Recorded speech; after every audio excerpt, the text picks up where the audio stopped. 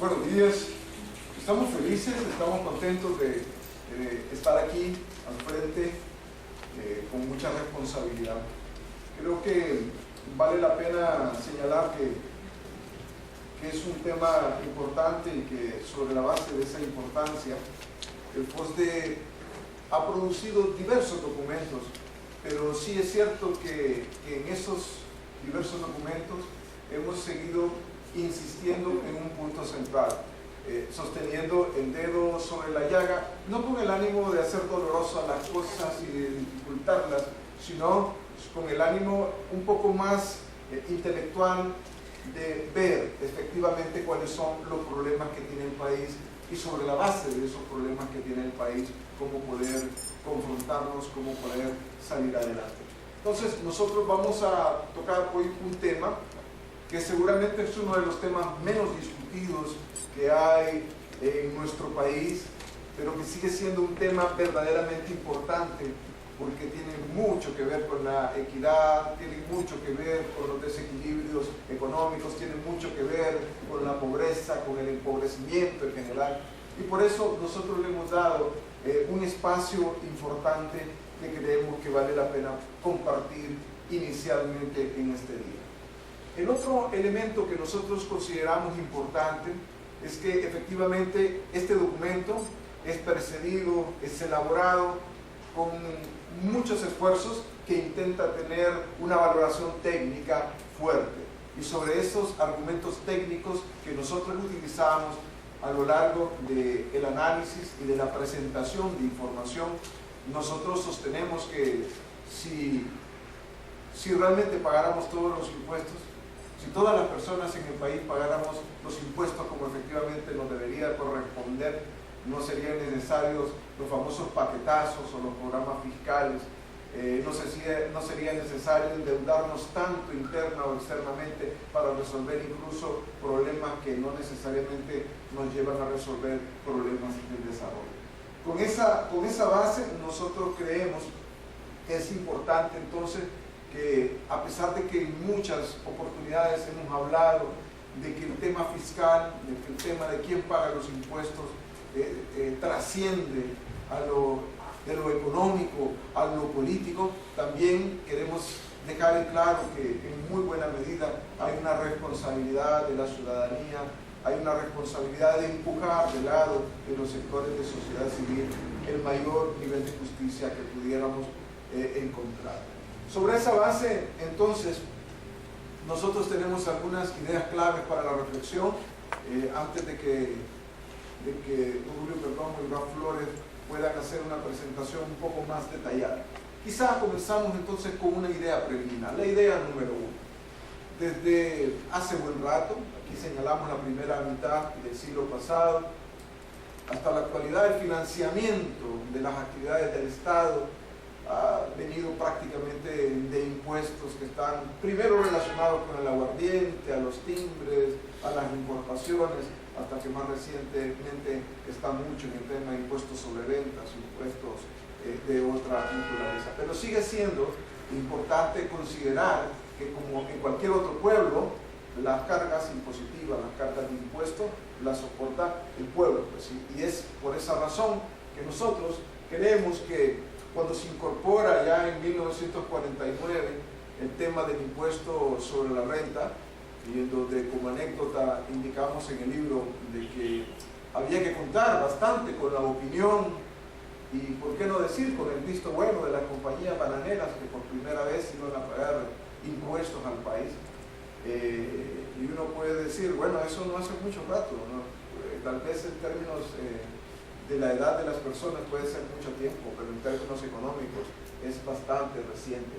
Pero decíamos también que, a pesar de esa incorporación del impuesto hondureño, en el marco de los impuestos hondureños, el impuesto sobre la renta, todavía hay ahí mucho que hablar, mucho que decir, todavía sigue siendo un tema de enorme discusión y que nosotros queremos contagiarlos a ustedes un poco con esa discusión. En ese marco, esta idea preliminar de, bueno, dónde proceden los impuestos y un poco cómo van relacionados, queremos dar algunas cifras. Bueno, en 1949, efectivamente, los impuestos directos no llegaban, después de que se aprobó este impuesto a los próximos 10 años, a ser más del 15% del total de los ingresos tributarios.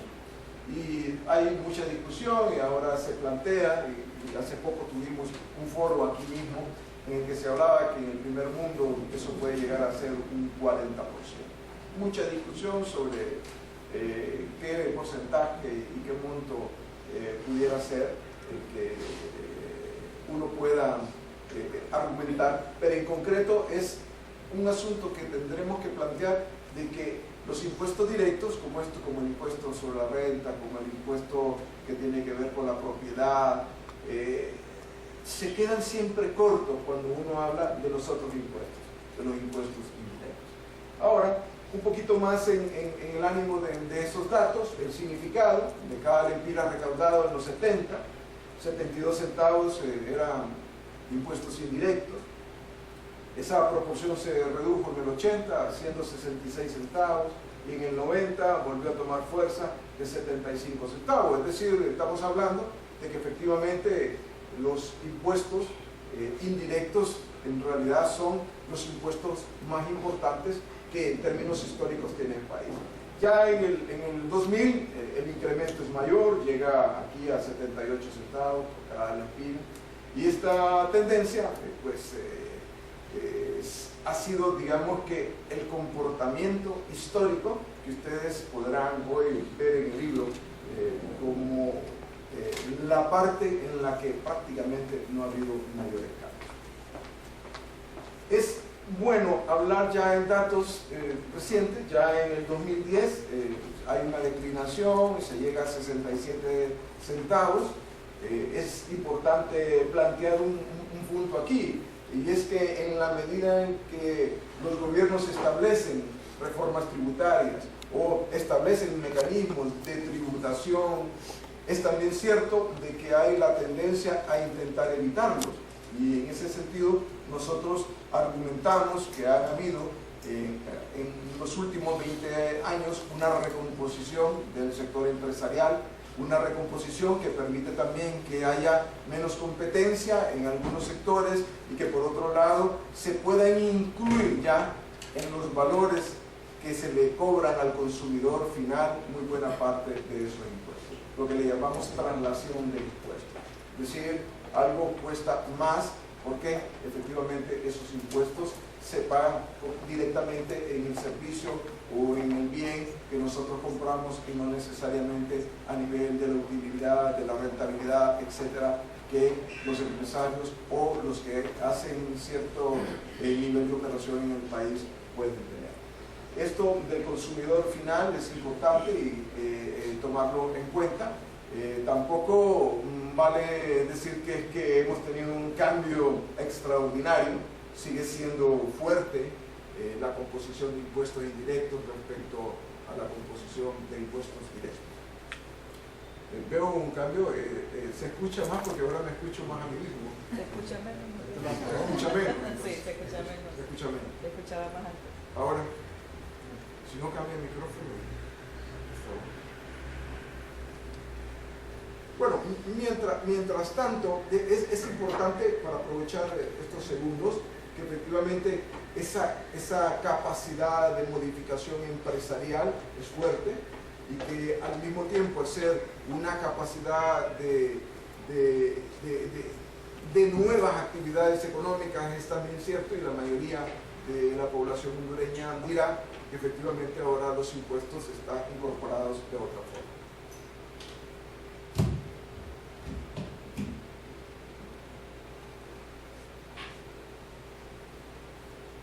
La segunda idea, además de dónde proceden los impuestos y en donde hay una prevalencia entonces de los impuestos indirectos, y aquí quizá el que más resalta es el impuesto sobre la venta.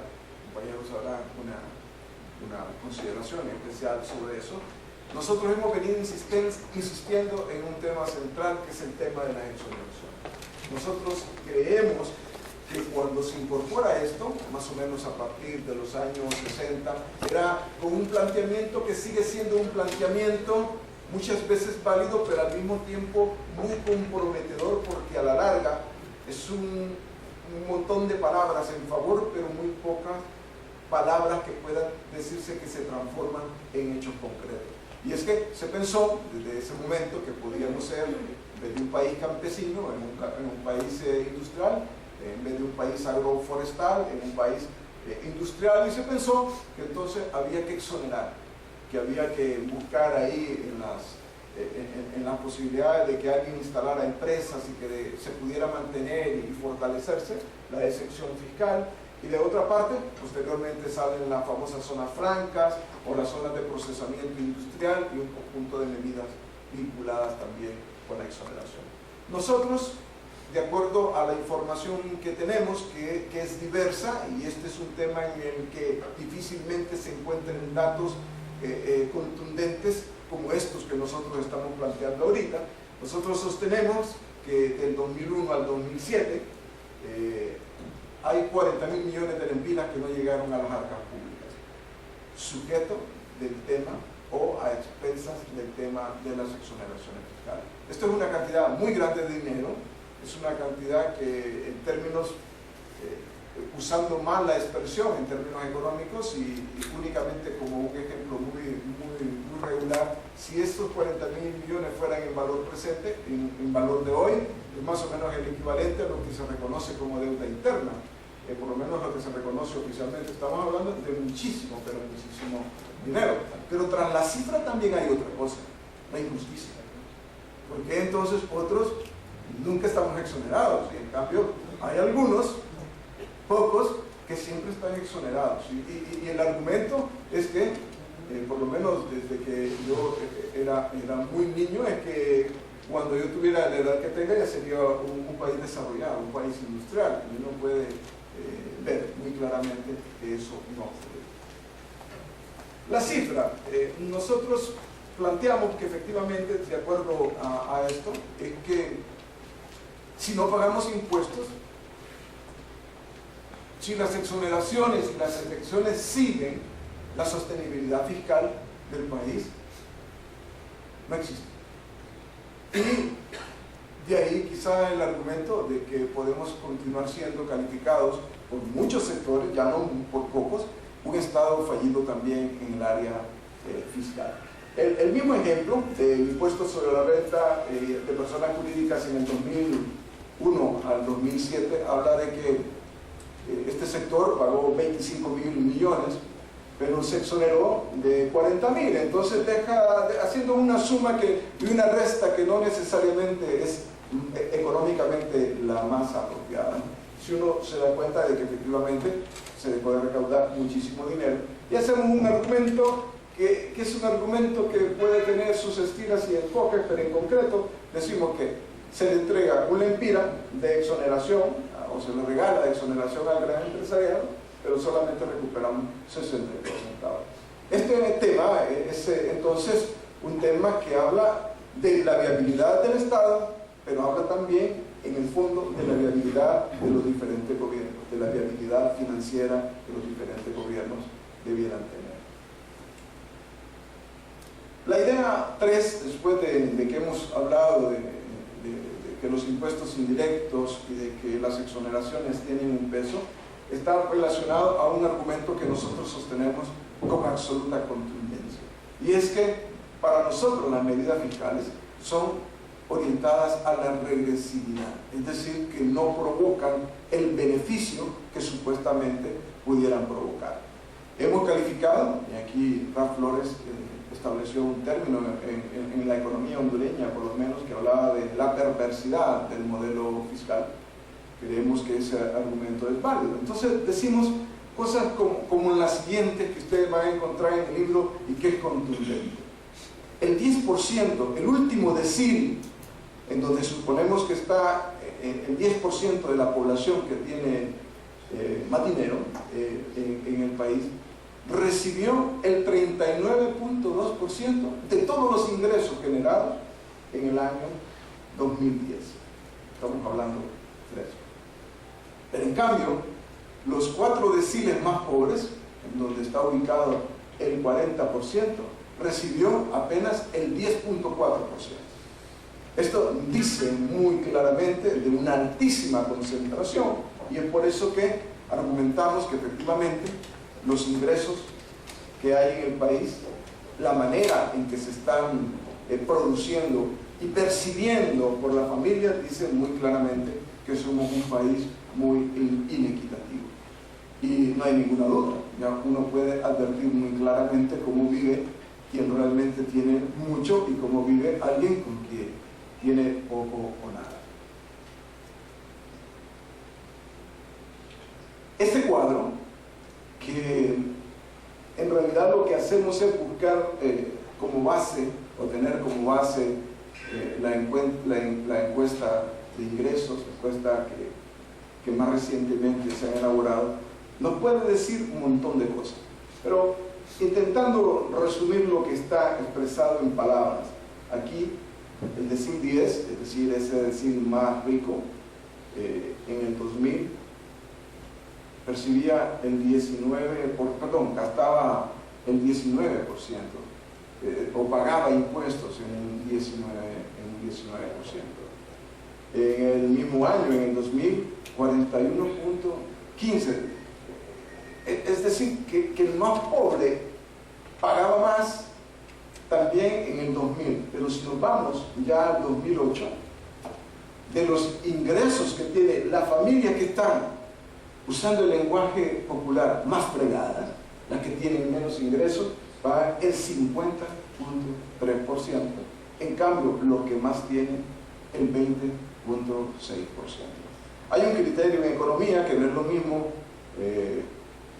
un lempira para una persona que tiene un ingreso que para otra persona que tiene un ingreso más alto. Pero aquí en concreto estamos hablando de una injusticia verdaderamente espectacular, verdaderamente muy grande. Por esa razón, nosotros seguimos sosteniendo entonces que aunque se diga lo contrario, el esfuerzo que hacen las personas en condición de pobreza es mayor en términos de poder cumplir con las obligaciones impuestas. Entonces, teníamos que los impuestos son más indirectos, que hay mucha exoneración, que además de eso hay un pago que realmente en términos de ingreso es mayor que el pobre, que el que tiene mucho más recursos. Queremos incorporar otra idea. Lo que nosotros creemos es que cuando se incorporan estas medidas fiscales, nosotros estamos haciendo que las personas de menores ingresos tengan menores capacidades y menores probabilidades. Pero eso también nos está diciendo que de manera consciente o inconsciente, estamos generando mayor empobrecimiento. Y el ejemplo es muy sencillo, que no lo tenemos en el gráfico, pero lo hemos venido argumentando. No ha habido crisis económica que afecte la recaudación tributaria en el país. Ni cuando comenzamos con la crisis financiera internacional, ni con lo del golpe en el 2009, nada. Siempre la recaudación tributaria es más alta. Y no es porque estemos verdaderamente mucho mejor o mejor, y aquí hay muchos criterios. La verdad es que porque se está extrayendo recursos en cantidades muy grandes de ese sector muy pobre. Por lo tanto, no es de extrañar, como lo hemos planteado antes, que la estrategia para la reducción de la pobreza no haya logrado que efectivamente tengamos menores o mejores indicadores relacionados con la pobreza. Sobre esta base, también es cierto que la mayor parte de ese dinero lo convertimos en gasto y muy poco en inversión. Ya de esto hemos hablado muchísimo, pero en concreto hablamos más de lo que se conoce gasto corriente y hacemos un énfasis en sueldos y salarios, aunque reconocemos que el concepto técnico de gasto corriente es un poco más que lo que ahí está planteado. Pero otra vez, es la insistencia. Bueno, ¿qué justicia fiscal hay en esto? Habida cuenta entonces que tenemos lo de los impuestos indirectos, lo de las exoneraciones, lo de que se concentra en mayor esfuerzo para quienes menos tienen y de que está contribuyendo a generar más pobreza, hay una distribución tan inequitativa a nivel territorial que es verdaderamente espectacular. También con datos oficiales, Francisco Morazán recaudó en el año 2010 el 62.8% de los impuestos y Cortés el 31.66%, y los 16 departamentos más entre el 5 o 6%. Pero aquí uno puede decir, bueno, tal vez es más eficiente la recaudación, tal vez esto o lo otro, la burocracia está más aquí, las mayores cantidades de dinero están en Francisco Morazán, y particularmente en la capital y en Tegucigalpa. Sí, eso es cierto, pero entonces viene el siguiente argumento. Pero entonces, ¿cómo explicamos que la capital económica contribuye con la mitad de la recaudación tributaria? Y eso tiene su explicación, otra vez, en el tema de las exoneraciones, en el tema de las excepciones fiscales. Quizá habrá que decir, bueno, ¿qué está ocurriendo en otros lugares? Raf va a explicar un poco más sobre esto y quedo con ese planteamiento. Aquí le ponemos conclusiones, pero en realidad es una conclusión más englobante. La idea es plantear frente a ustedes diferentes argumentos que nos permiten visualizar el tema fiscal. Nosotros creemos que sí es necesario volver a tomar el tema con mucha fuerza, con mucho argumento técnico y con muy buena voluntad política, que siempre es escasa, particularmente en el tema. Es cierto también que nosotros estamos hablando de un acuerdo fiscal, pero ese acuerdo fiscal debiese de ir precedido de lo que nosotros hemos denominado un gran pacto socioeconómico, porque si no, no habrá manera de poder hacer que sobreviva el Estado, sino en condiciones muy incómodas.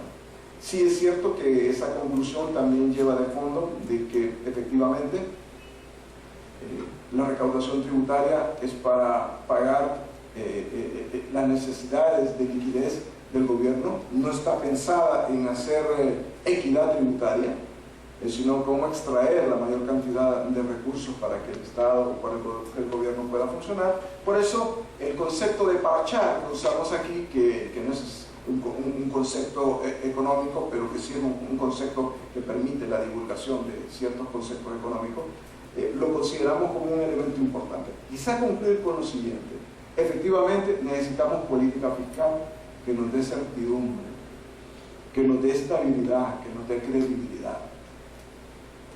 Son demasiadas las imposiciones fiscales que hemos tenido, y en el último 18 o 20 meses son muchísimos más de las que históricamente la historia fiscal o la historia económica del país registra.